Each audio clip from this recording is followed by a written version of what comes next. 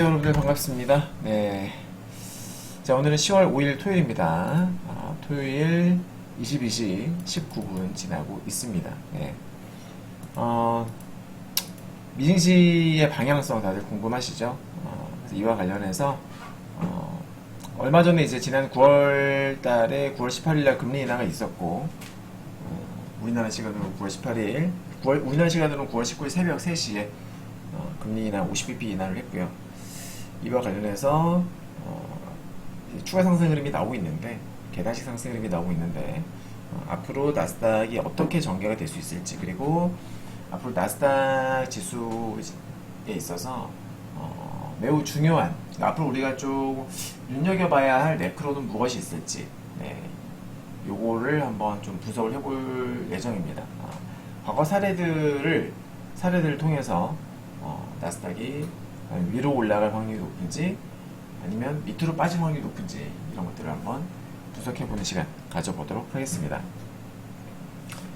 자, 우선 보시면은 일전에 올려드렸던 영상 보시면 제가 나스닥의 이 금리 인하 전후로 금리 인하 당일날 나스닥이 어떤 모습을 보이면 추가 상승이 나온다, 떨어진다, 어떤 확률이 높다 관련해서 분석을 한번 해드린 적이 있어요.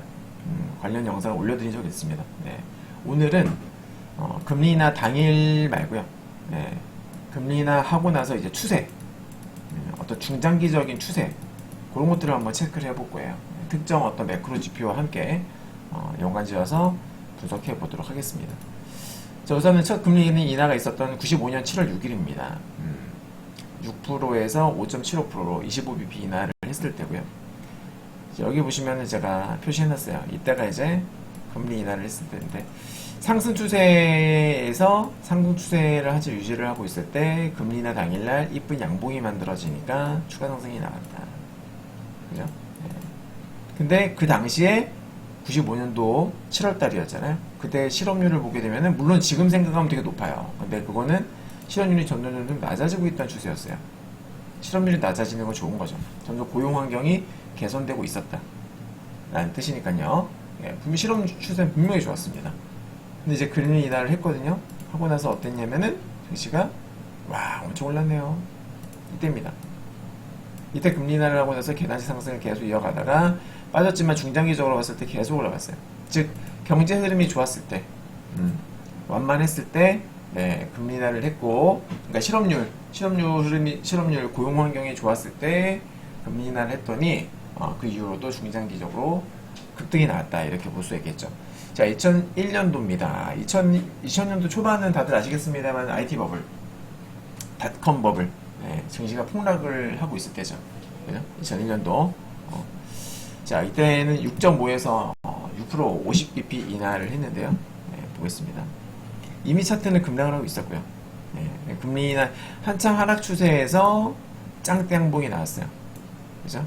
한참 이미 하락 추세가 진행되고 있을 때에 금리 인하를 하니까 장대 양봉이 나왔고, 조금 밀리긴 했습니다만 결국 다시 상승 파동이 나오는 모습 확인할 수 있고요. 하지만 다시 빠졌다.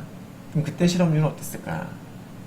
자, 1월달 실업률은요, 그전에는 실업률 흐름이 나쁘진 않았어요. 근데 이제 이때 금리 인하를 했고요. 1월달에. 그리고 나서 다음 달부터 급격하게 그 실업률이 급증을 하는 것을 볼 수가 있습니다. 그죠, 여러분? 네. 실업률이 급증을 합니다. 경기 흐름이 확 안 좋아지는 거죠. 그죠, 여러분들? 네. 그래서 그때, 실업률이 급증을 했고, 그때 증시 흐름 보시면은, 이미 빠지고 있었습니다만은 금리하고 반짝 올라갔다가 실업률이 본격적으로 급증하기 시작을 하면서 추가적으로 엄청 장기적으로 하락을 했다라는 것을 볼 수 있고요. 2007년도입니다. 9월 18일이고요. 이때도 50bp 인하를 했습니다. 그때 금리 인하 당일, 역시나 상승 추세에서 금리 인하 당일날 장대 양봉을 뽑으니까 추가 상승이 나왔네요. 맞죠? 네. 그리고 실업률 볼까요? 자, 2007년 9월까지는 실업률이 고만고만했습니다. 4%대 계속 유지가 되고 있었는데 자세히 보시면 추세적으로 보면은 조금씩 점증하는 모습을 보여줍니다. 그죠? 2007년도까지는 큰 변화가 없었어요. 그러다 이제 28년도 들어서면서부터 실업률의 변화가 나타나기 시작을 하죠. 그리고서 어떻게 돼요? 증시는 폭락으로 이어집니다. 맞죠? 실업률이 정말 엄청 중요하구나라는 거 체감되시죠? 자, 또 보겠습니다. 19년 7월 31일입니다. 이때 25bp 인하가 있었고요. 자, 상승 추세에서 금리나 당일날 음봉이 나왔어요. 그랬더니 조정을 받았습니다. 하지만 다시 상승 추세를 이어가는 모습을 확인할 수 있고요. 이때 실업률 보시게 되면 좋았습니다. 그죠? 실업률이 계속 낮아지는 모습이었어요. 좋았어요. 고용시장 문제 없었습니다. 네. 자, 그래서 차트를 보시게 되면은 역시 금리 나고 나서도 몇 달 동안 계속 올라가다가 이제 갑작스럽게 요건 이제 변수가 발생한 거죠. 코로나. 그죠, 여러분? 코로나라는 변수가 발생하면서 급락을 했던 거예요. 맞죠, 여러분들? 네. 근데 중요한 것은 뭐예요? 고용 환경이 좋았던, 실업률이 좋았었던 그 전후로 금리 인하를 하니까 어땠다? 역시나 증시는 기존 패턴대로 급등이 나왔다. 자, 그리고 지금입니다. 자, 9월 18일입니다. 지난 9월 18일 날 금리 인하를 50bp 인하했고요. 이날입니다. 음봉이 나왔던 날. 그죠? 상승 추세에서 21선을 깨진 않았어요. 깨진 않았지만 장대 음봉도 아니었습니다. 그냥 뭐 보통 음봉이었고요. 다음날 오히려 급등이 나왔죠. 그러더니만 추가 상승이 나왔고 눌림목 이후에 다시 살짝 올라가는 모습인데요. 자, 실업률은 어떤지 보겠습니다. 어떻습니까? 이미 실업률이 꽤 많이 올랐습니다. 자, 최근에 2달 연속으로 빠졌는데 실업률이 여러분들 그러니까 모든 그래프가 그렇잖아요. 주가도 그렇잖아요. 주가도 올라갈 때 계속 이렇게 매일 이렇게 올라갈 수 없죠. 올라갔다가 빠졌다가 이렇게 계단식으로 가지 않습니까? 떨어질 때에도 당연히 계단식으로 떨어집니다. 자, 여기 보시면 하락할 때도 하락했다가 반등 나왔다가 하락했다가 또 반등 나왔다가 하락했다가, 그죠? 올라갈 때도 올라갔다가 또 빠졌다가 올라갔다가 빠졌다가 올라갔다가 빠졌다 이렇게 되잖아요. 최근에 2달 빠졌다고 해서 야, 고용시장 안정됐네 라고 우리가 장담을 할 수가 있을까? 아니죠. 아직까지는 실업률이 누가 봐도 야, 이거 조금 심각한데? 조금 문제 있는 거 아니야? 이렇게도 볼 수 있는 부분이에요. 맞죠? 자, 결론 내보겠습니다. 자, 금리 인하 전에 상승 추세일 때 금리 인하 당일 급등이 나오게 되면 추가 상승이 나왔고요. 금리 인하 당일날 하락을 하게 되면 추가 하락이 나왔습니다. 그죠? 금리 인하 전 상승 추세일 때입니다. 자, 금리 인하 전 하락 추세일 때 금리 인하 당일 급등이 나오게 되면 추가 상승이 나왔습니다. 그죠? 자, 그리고 금리 인하 전후로 실업률이 상승 추세일 때 결국 급락. 그러니까 추세 관점에서 중기 추세 중기 관점에서 하락 추세로 전환되었다. 금리 인하 전후로 실업률이 하락 추세이거나 혹은 안정권 보합세를 보였을 경우에는 마찬가지로 중기 관점에서 어떻게 상승 추세 유지, 그죠? 상승 추세로 전환 이렇게 되었었다. 상승 추세가 유지가 됐었었다. 맞죠? 그러니까 우리가 이제 앞으로 미증시의 방향성을 가늠할 적에 가장 중요하게 봐야 될 지표가 뭐다? 바로 실업률이다. 실업률이다. 네. 저는요 통계를 믿습니다. 네. 숫자를 믿고 통계를 믿고 전 데이터를 믿어요.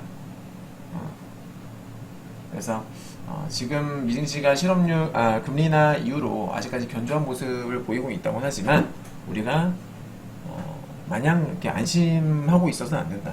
네. 안심하고 있어서는 안 된다. 제가 봤을 때 이제 기술적 관점인데요.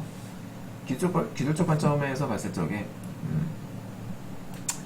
개인적 소견으로는 네, 아직 뭐 정확한 기술은 언제가 될지는 모르겠습니다만은 네, 진짜 한두 달 여러분들 네. 2달 글쎄요. 저도 진짜 이거는 정확하게 못 맞춥니다. 신이 아니니까. 근데 제 개인적 소견으로는 아마 한 2달 전후? 네. 2달 전후로 이 나스닥, 미증시가 S&P 500 나스닥 지수가 크게 한번 빠질 수 있지 않을까.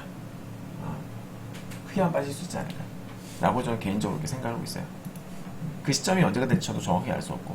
지난 7월 달에 많이 빠졌었죠. 이때 많이 빠질 적에 우리 VIP원님들은 숏으로 많이 먹었었고, 그죠? 숏도 먹고 롱도 먹고, 또 지난 8월 달에도 9월 달에 빠질 때랑 7월 달, 7, 8월 달 빠질 때 우리 숏으로도 먹고 롱으로도 먹고 숏 먹고 롱 먹고 그래서 수익이 대박 냈었는데 아무튼 두세 달 전후로 한번 큰 하락 파동이 나오게 되면 그때는 이번에 이렇게 나왔던 하락 파동보다는 훨씬 더 강한 하락 파동이 나올 수가 있다. 네, 그러니까 한 번에 확 빠진다는 게 아니라 파동이라는 거는 이렇게 되는 거잖아요. 네, 그러니까 계단식 자칫 재수없으면 정말 계단식 하락 파동으로 진행될 수도 있고요. 그냥 전문가적 소견으로 봤을 때 그런 거예요. 단순히 참고만 하십시오. 그러니까 2022년도에 보여줬던 이런 계단식 하락 파동이 있죠. 네, 이런 거에 나올 수도 있다 이 말이야. 이런 게 나올 수도 있다. 알았죠? 이런 게 나올 수도 있다. 네.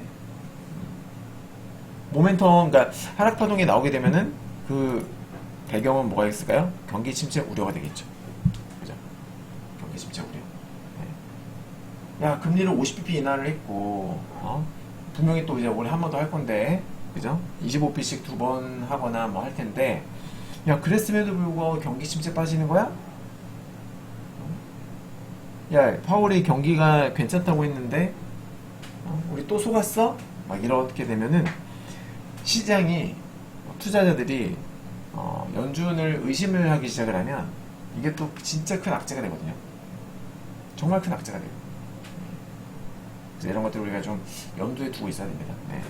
단기적으로는 뭐 지수가 아직 괜찮아요. 괜찮은데 중장기 관점을 말씀을 드린 거니까 혹시라도 진짜 실업률이 아까 보여줬던 것처럼 최근에 두 달은 조금 이제 안정되는 모습을 보였습니다만은 다시금 얘가 재차 N자형 상승 파동이 나오기 시작하는 그런 게 관찰이 된다면 그때는 시장이 크게 충격을 받을 수 있습니다.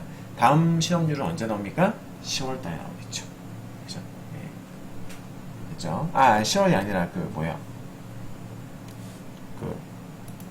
뭡니까? 이거 보시면은 지금 이제 10월 달 발표했잖아. 11월 달. 네. 11월 달에 발표를 하겠죠. 실업률은 항상 월 초에 발표합니다. 그러니까 11월 초가 정말로 중요하겠죠. 11월 초, 그리고 12월 초. 그죠? 한 번 올라가는 것보다는 만약에 두 달 연속으로, 이제 살짝 만약에 이게 갑자기 이제 빠지다가 이제 11월 달 올라갔어. 근데 12월 달에 한 번 더 올라가. 그럼 이제 또 시장은 불안한 그런 어떤 흐름을 보일 수가 있다. 아셨죠? 네, 참고만 하십시오. 아무튼 한번 실업률과 관련해서 금리 인하와 실업률 관련해서 이 나스닥 지수의 어떤 상관관계에 대해서 한번 분석을 해봤습니다. 네, 도움이 되셨으면 좋겠습니다. 네. 자, 남은 주말 마무리 잘 하시고 다음 주에 좋은 모습으로 찾아뵙도록 하겠습니다. 감사합니다.